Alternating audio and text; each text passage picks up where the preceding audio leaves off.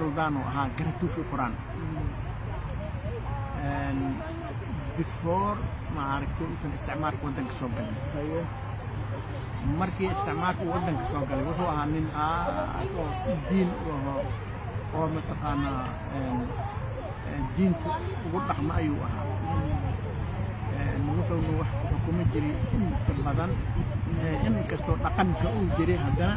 dhaqan diinta waafajin jiray buu ahaa waxaa ku xigeen ahaa nin la yidhaha macalin Usmaan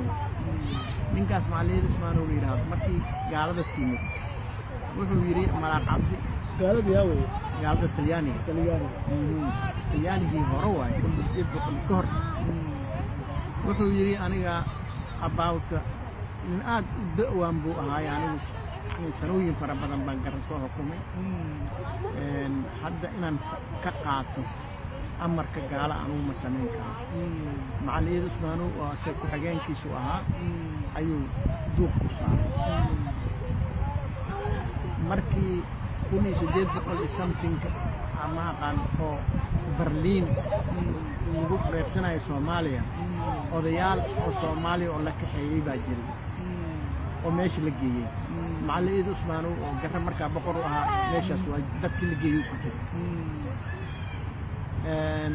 marka kadib waxaa isaga wuu dhintay oo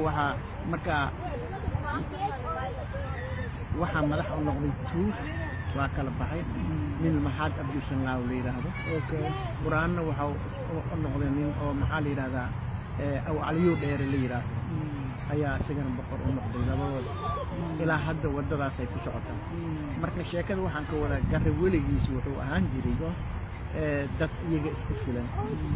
ninkaa maxaad abduusan laaw la yidhaahdo wuxuu ku dhintay xabsi wuxuu diiday garre in oo mataqaanaa teen la saaro in la gudaysto dadka oo waddankaas deganaa yacni beeraha kale dadka gaalada lagu fali jiray naagahoodii raggoodii yacni beerahaas ayaa lagu fali jiray laakiin garre waa diiday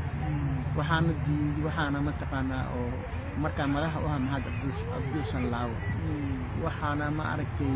heshiis waxay ku gaareen nin garraa in aan la saarinteen laakiin ow mataqaanaa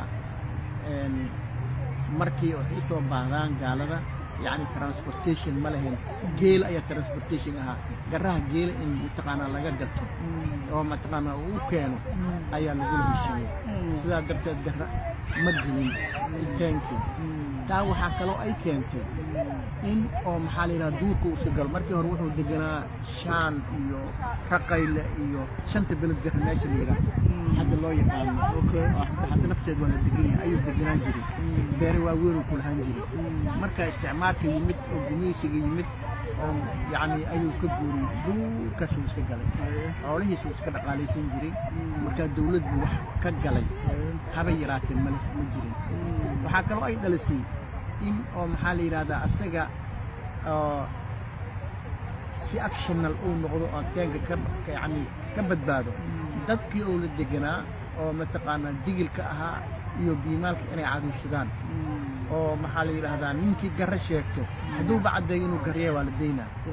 laakiin ninkii kale waxa loo bixiyay garra markaas oo lagu magacaabay kaligiis balasow كلجس بلسو كلجس حرة وكلا حرة مجران مركز سلا صار الله قد فيه مركز سيدي واقف جرها وحواي دوكا شو تجري وحو أهدد كتيرسن يجا دقالة هذا شقة هذا أود هذا كتيرسن وأحد مركز في وحي كانت إنسان دولة بكور قبل يعني dadkii hoosta ka galay oo gumaysan jiray iyo kuwa kala booyay iyo waxaas ahaan jiray dadkii inuu xukunkii yani dadkii inay reer magaal noqdeen dadkaas inay wax barteen inay xukunkii markii la gaarin xukunkii ayaga ay mataqaanaa hoosta ka galeen oo gacanta u galay gara markaas intee jira wuxuu jiraa baadiyo ayuu jiraa sidaa darteed ilaa hadda waa la soo qabsan la'yahay waa la soo galay la'yahay iban iyadoo hadda ay dhacday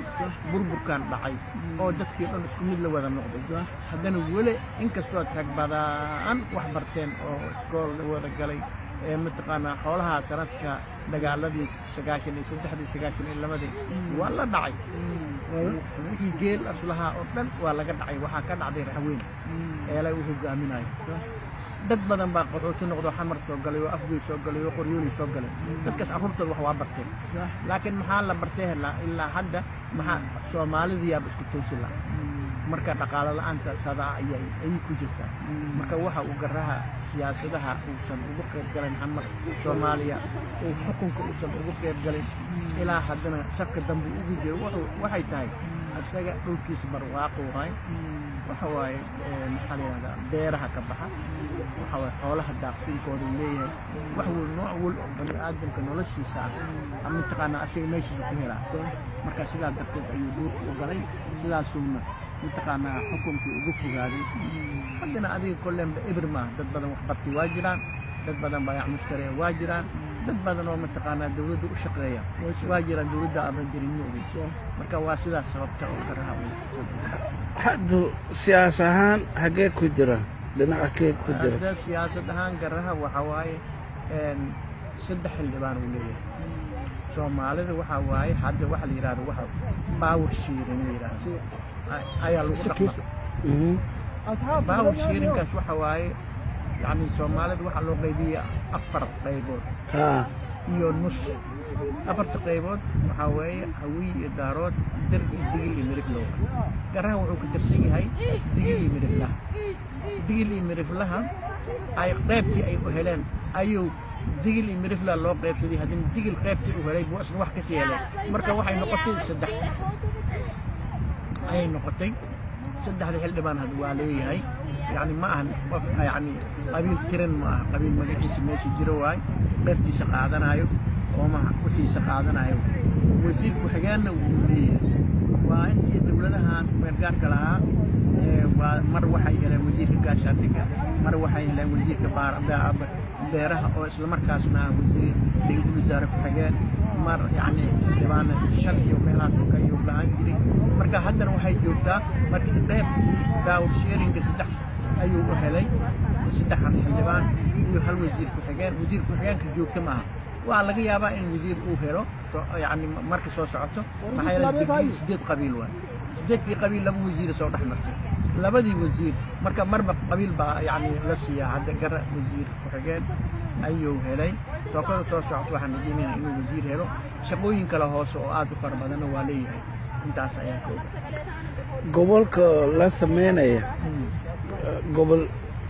gobolkee ka qaybsan yihiin gobolka shabeellada hoose ayuu ka jin yahay shabeellada hoose waxa iyo shabeellada dhexe shabeellada hoose bis dhexe shaqo ma laha arintaas waa la diidameen TYT oo Johar iyo kii kale no kuwaas taas waa socon waysay inkastoo gudoomiyaha madaxweynaha uu garan yahay laakiin wili taas waa socon laadahay waxa socda hadda waxa la yiraahdo mataqaanaa 3 gobol iyo 6 gobol la isku haya labadana hadii 6 gobol la qaatana shabeellada hoose 6 gobol ay la jirtaa hadii 3 la qaatana waxay la jirtaa gobolada koonfur galbeed waayahay waa mahadsantahay sheekh odayaay ka bootay